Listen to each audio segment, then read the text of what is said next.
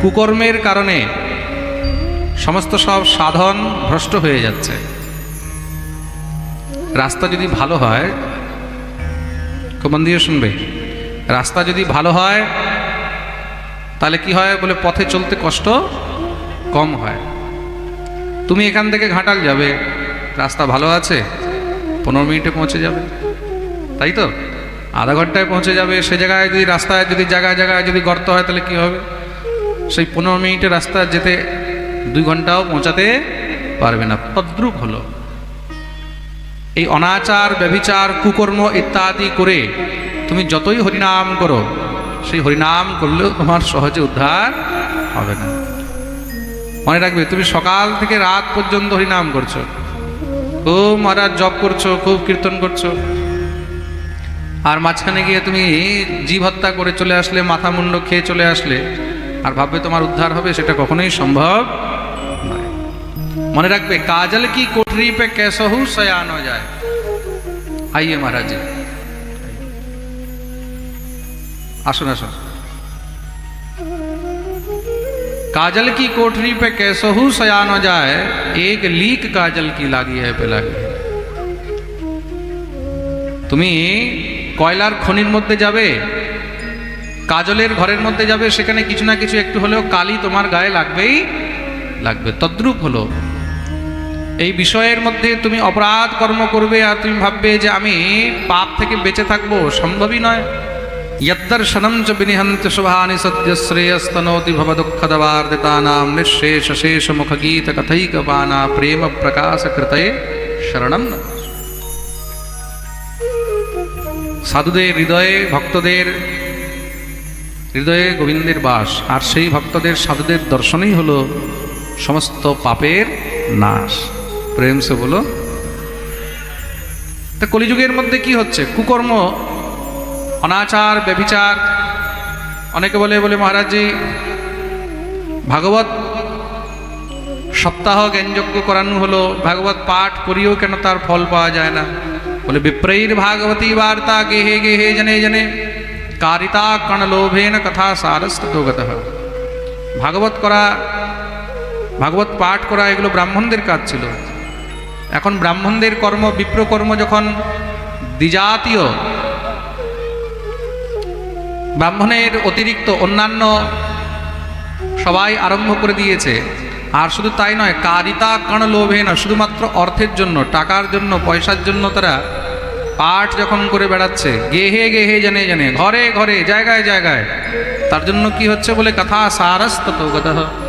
তার জন্য কথার সমস্ত যে সার, ভাগবতের যে লাভ, সেই লাভটাও আর মানুষ এখন গ্রহণ করতে পারছে না। প্রেম সে বলো।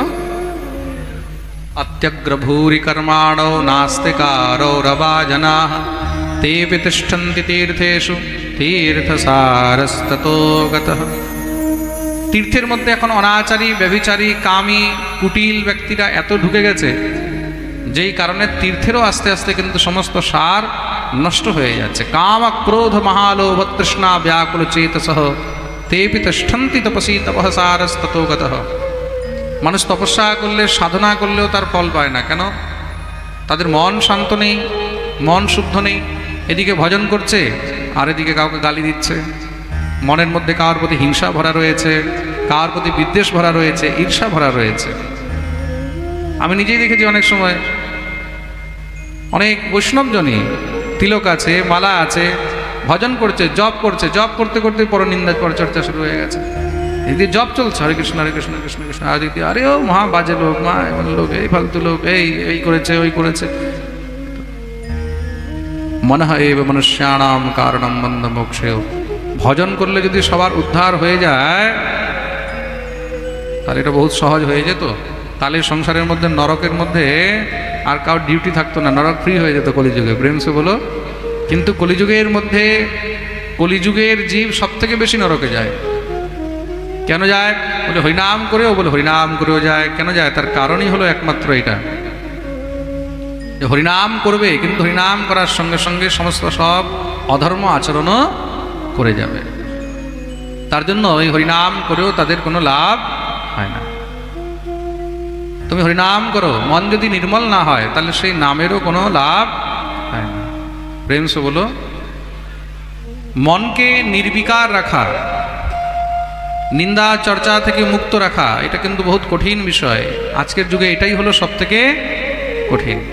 আমরা মনকে তো নির্বিকার রাখতে পারছি না, মনের মধ্যে সবসময় খালি পরনিন্দা, পরচর্চা, ঈর্ষা, দেশ, শুধু আমরা এগুলোই নিয়ে বসে আছি। আমি অমুক বৈষ্ণব, আমি অমুক পরিবার, আমি অমুক সম্প্রদায়, আমি তমুক।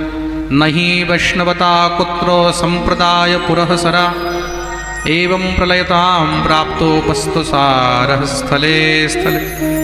দেবর্ষি নারদ আগেই বলে দিয়েছেন, নহি বৈষ্ণবতা কুত্র, কলিযুগের মধ্যে বৈষ্ণবতা একদম নেই, সব শেষ হয়ে যাচ্ছে। সম্প্রদায় পুরঃসরা, সবাই নিজের সম্প্রদায়টাকেই নিয়ে মাতামাতি শুরু করে দিয়েছে। হ্যাঁ, আমি গৌড়িয়া, আমি রামানুজি, আমি নিম্বার্কি, আমি ফলানা, আমি ঢিকানা, শুধু এইটার মধ্যেই রয়ে গেছে। এতটা ঈর্ষা বৈষ্ণবদের মধ্যে হয়ে গেছিল এক সময়, এখন তো অত্যধিক বেশি বাড়াবাড়ি হয়ে গেছে। আজ থেকে প্রায় 400 বছর আগেই আমাদের গৌড়ীয়দের সেব্য ছিলেন গোবিন্দ গোপীনাথ মদন মোহন। তা শ্রী গোবিন্দজিও সে সময় রয়েছেন জয়পুরে। জয়পুরের মধ্যে কোথায় ছিলেন? জয়পুরের মধ্যে তখন গোবিন্দ ছিলেন গলতা। গলতা একটা জায়গা আছে, আছে না জানো? জয়পুরে থাকো তো তুমি? গলতা বলে একটা জায়গা আছে, গলতার মধ্যে, ওখানে পাহাড়ের মাঝখানে, ওখানে আবার একটা গোমুখ থেকে জল পড়ে, জল পড়ে না ওই জায়গায়, একটা জলের ধারা পড়ে। আমি গেছিলাম অনেক বছর আগে গলতা, প্রচণ্ড বাঁদর আছে ওখানে।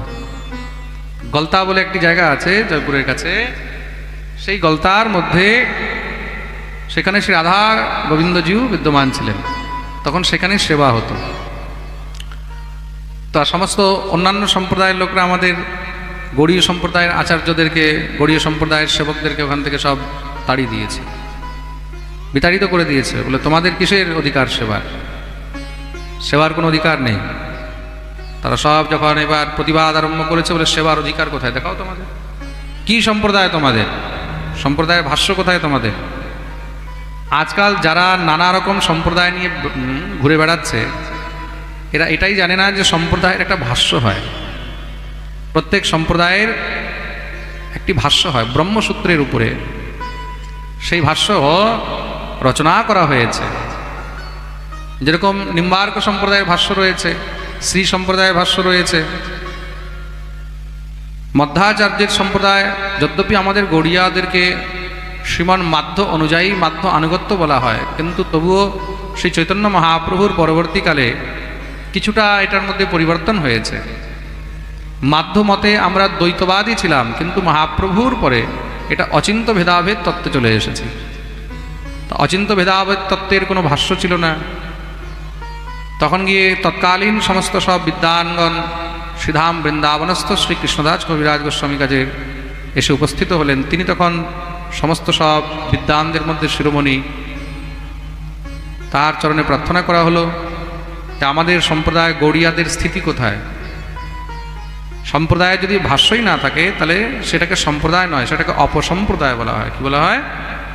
জোরে বলো, অপসম্প্রদায়। তিনি তখন বৃদ্ধ প্রায় হয়ে গেছেন। তখন তিনি তৎকালীন আমাদের গৌড়ীয় বৈষ্ণবদের উদ্ভট বিদ্বান শ্রী বলদেব বিদ্যাভূষণ প্রভুপাদকে পাঠালেন। শ্রী বলদেব বিদ্যাভূষণ শ্রীপাদ গিয়ে সেখানে শ্রী গোবিন্দদেবের শ্রীচরণে পড়ে প্রার্থনা করেছেন, প্রভু গৌড়ীয়দের লাজ একমাত্র আপনিই রাখতে পারেন। এই ভাষ্য লেখার সামর্থ্য আমার মধ্যে নেই, আপনি যেভাবে লেখাবেন সেইভাবেই লেখা হবে। শ্রী গোবিন্দদেবের কৃপায় তখন সেই ভাষ্য রচনা হলো। শ্রীপাদ বলদেব বিদ্যাভূষণ সেই ভাষ্য রচনা করলেন, কিন্তু গোবিন্দদেব নিজে সেই ভাষ্য লিখিয়েছেন। পরবর্তীকালে সেই ভাষ্য নিয়ে যখন সমস্ত সব বৈষ্ণব সমাজের মধ্যে তিনি উপস্থিত করলেন, সেই ভাষ্যের এক একটি সূত্র দেখেই তখন সমস্ত সব বৈষ্ণবগণ একদম জয় জয়কার করতে লাগলেন। সেই ভাষ্যের নাম হলো গোবিন্দ ভাষ্য। ভাষ্যের নাম কি? গোবিন্দ। আমাদের গৌড়ীয়দের যে ভাষ্য, সেই ভাষ্যের নাম হলো গোবিন্দ ভাষ্য। মনে থাকবে তো সবার? আমরা যারা গৌর অনুরাগী, যারা নিতাই গৌরকে মানি, গৌড়ীয় সম্প্রদায়, আমাদের ভাষ্য হলো গোবিন্দ ভাষ্য। বলিয়ে আচার্য বিদ্যাভূষণ প্রভুপাদ কি। তার জন্য কলিযুগের মধ্যে বৈষ্ণবতা নাহি বৈষ্ণবতা কুত্র, বৈষ্ণবতা নেই, সব একজন আরেকজনের থেকে জ্বলে মরে যাচ্ছে। হ্যাঁ, ও কি করে আগে বেরিয়ে গেল, ও কি করে এত মঠ মন্দির বানিয়ে নিল, ও কি করে এত ইয়ে করে নিল, ওর কেন এত নাম হচ্ছে, ওই মন্দিরের ওই মঠের ওই মহারাজের কেন ইয়ে হচ্ছে, আমাদের কেন হচ্ছে না, সব এই নিয়ে জ্বলে মরে যাচ্ছে। একজন আরেকজনকে শুধু ছোট করার মধ্যে লেগে রয়েছে, তাই তো? এটাও দেখবে সব থেকে বেশি বৈষ্ণবদের মধ্যে হয়, এটা সব থেকে বেশি বৈষ্ণবদের মধ্যেই হয়। একজন আরেকজনকে শুধু ছোট করবে, আরে ও, আরে না না, ও তো ভালো নয়, ওদের সম্প্রদায় ভালো নয়, ওরা ভালো বৈষ্ণব নয়, ওরা এই নয় সেই নয়। হ্যাঁ, আমি একবার পাঠ করছি রাধাকুণ্ডে, আমাদের বৃন্দাবনের পাশে রাধাকুণ্ডে, তো এখানে অনেক ভক্তরা বসে আছে। তো কিছু ভক্তরা সাদা তিলক করে এসেছে, সাদা, আমি যেরকম কালো তিলক করে আছি না, কিছু বৈষ্ণবরা সাদা তিলক করে এসেছে।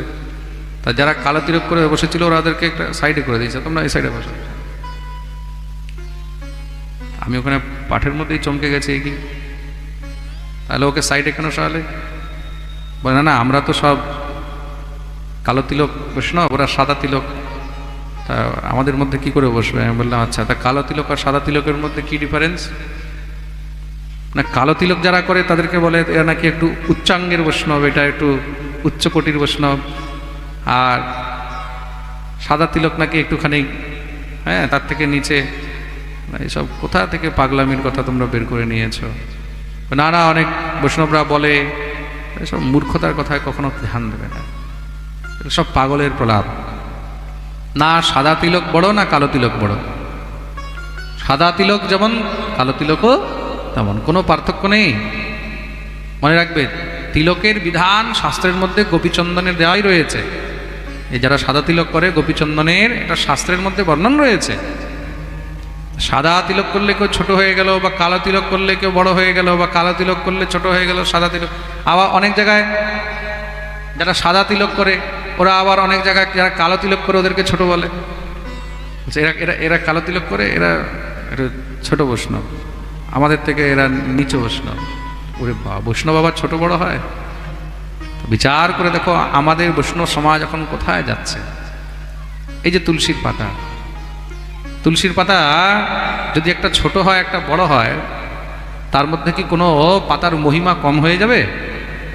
বলো, কখনো এটা কেউ বলবে যে তুলসী পাতা ছোটটা এটা হলো নিম্ন, এটা নিচ, আর যেটা বড় পাতা ওইটা উচ্চাঙ্গের পাতা? কখনো সম্ভব? তুলসীর পাতা ছোট হোক চাহে বড় হোক, দুটোই উভয়েই সমান, তার মধ্যে কোনো ভেদাভেদ নেই, কেউ ছোট বড় নেই। তদ্রূপ হলো বৈষ্ণব। বৈষ্ণব সাদা তিলকধারী হোক চাহে কালো তিলকধারী হোক, যে বিষ্ণু মন্ত্রে দীক্ষা নিয়ে রেখেছেন, মনে রাখবে সেই দুজন, সেই দুটোই হলো সমান। বৈষ্ণবের মধ্যে কখনো কোনো ভেদ হয় না। তন্নহি বৈষ্ণবতা কুত্র সম্প্রদায় পুরঃসরা। যারা বৈষ্ণব নিন্দা করে, বৈষ্ণব নিয়ে ছোট বড় চর্চা করে, তাদের সঙ্গে কথাই বলতে নেই, তাদের মুখ দর্শন করতে নেই, তাদের থেকে দূরে থাকবে। বলে ভাই তুমি ক্ষমা করো, তুমি নিজের রাস্তা আলাদা দেখো, প্রেম সে বলো। আমাকে একবার একজন জিজ্ঞাসা করছে, মহারাজজি গৌড়ীয় মঠ বড় না ইস্কন বড়? রাধাকুণ্ডের বাবাজিরা বড় না বৃন্দাবনের বাবাজিরা বড়? ভাই না তো গৌড়ীয় মঠ বড় না ইস্কন বড়, না রাধাকুণ্ডের বাবাজি বড় না বৃন্দাবনের বাবাজি বড়। একটা জিনিস মনে রাখবে, যে কৃষ্ণ ভক্ত, যার মুখে হরিনাম আছে, সেই হলো সব থেকে বড়, আর কিচ্ছু চাই না। প্রেম সে বলো।